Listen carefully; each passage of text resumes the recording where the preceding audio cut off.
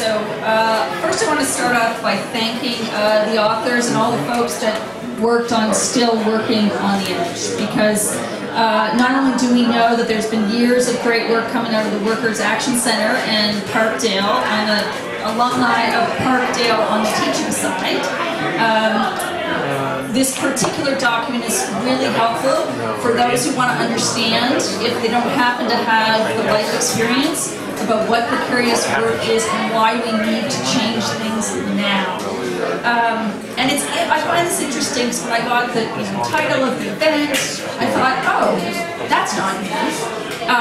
When I was in university in the 1990s, there was a recession, and it was called just living paycheck to paycheck and having a second job. When I was called to the bar, the big issue was contracting out. And the issue was you'd have a permanent job, be given a small package, and then be put on a contract.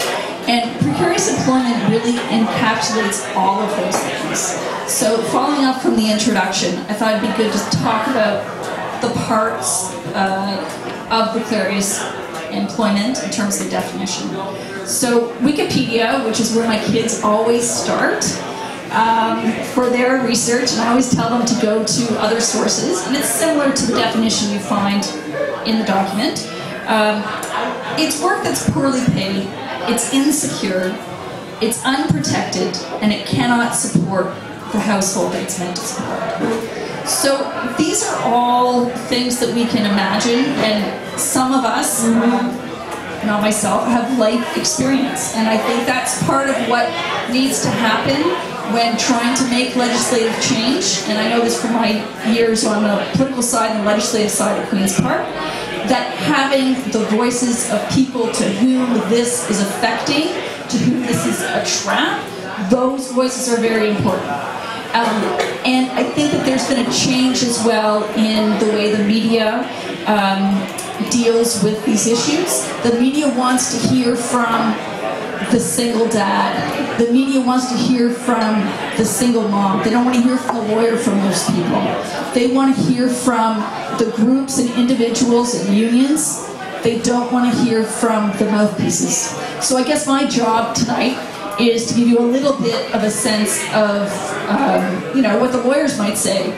But when you're advocating, you want to have genuine voices, and unfortunately the media is much happier not to see a lawyer, probably also happy not to get sued. So, on that note, I can talk a little bit about what our foundations are. Now, you might think that here in Canada, by law, maybe we shouldn't have a whole lot of these issues around precarious employment, because we do have basic standards. Unlike many places in the United States, and as Canadians, that's always our first, it seems to be the first part of our identity. We're not American. So we know that we have, in theory, job security. We know that we have EI leaves for compassionate leave, for maternity, for parental leave, and so on. And that's a good place to start. But I think what we really need to look at is how do those laws function?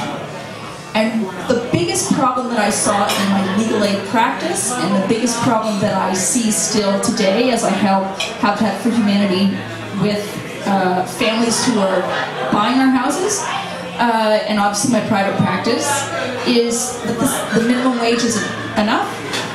Scheduling is not a right. It seems to be a privilege, and it's a right that the employer takes. There is very little practical concept of equal pay for work of equal value. And it's disproportionately affecting people who are in equity-seeking groups. So, and on that note, it also seems to intertwine with issues under the Human Rights Code. So sometimes something that would not be a problem for a privileged, married, white male, sort of the typical covers most of the grounds there, could be a problem if somebody is different than that. And our laws, thankfully, don't take that as the standard. Our laws do say that everybody has a right to fair working conditions, regardless of all those protections under the code. But for workers, it means, in addition to trying to figure out how to get their manager to give them a schedule more than 5 days ahead, or give them a schedule, they get a schedule a month ahead, but they're not allowed any flexibility. In addition to that, they have to figure out why it is that they're getting less time than somebody who isn't in an equity-seeking group. And I think overall, this is an issue that affects all of us.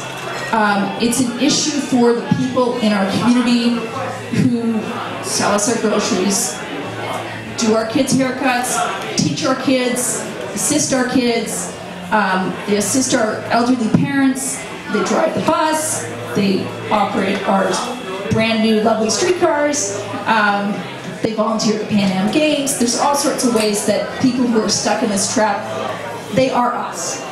And I mentioned teachers, and you might think, how can that be? Teachers in our public education system have perfectly fine jobs.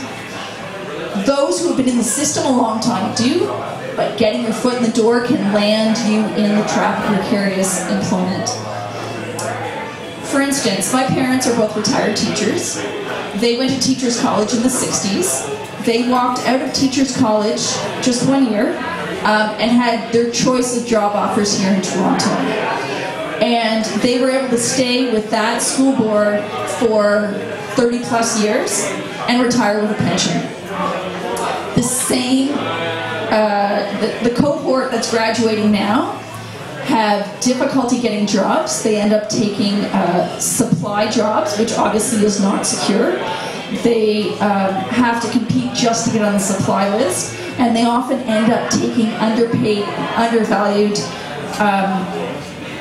private school jobs, or work with Parks and Rec, or work in a bank, do things that they don't want to do when they're perfectly trained as teachers. So that's an example from the teaching profession.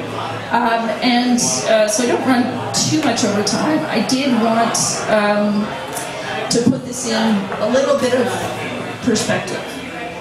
When I was working as a housing lawyer, I never thought that I would have to deal with employment law. I thought, okay, money's short, we'll come up with a payment plan, we'll get the landlord to do those repairs, and it'll all be a very cut and dry area of the law. What I quickly found out was people who are working and qualified for legal aid, first of all, there weren't enough of them. Our cutoff was too low. Those that were able to get my service, we found that they were paycheck to paycheck, but it wasn't a steady paycheck, which meant they couldn't, if their child got sick, they would take the time off work. They would have to pay out of pocket, because remember, they're not on assistance, so they don't have the Trillium Drug Plan. They're not in a secure job, so they don't have health and dental benefits. They pay cash for that antibiotic. They lose a day's wage because they don't have the kind of job that has sick days. And if their child is sick more than 10 business days, then they no longer have job protection either. And you can see how one difficult common cold for a 3-year-old can end up with facing eviction. And that's the kind of cycle of poverty that we need to stop. And that's the kind of issue that needs to be addressed in the legislation. So those are my opening comments. I hope they weren't too scattered for you, but gave you a bit of a view of how I've seen this issue over the years.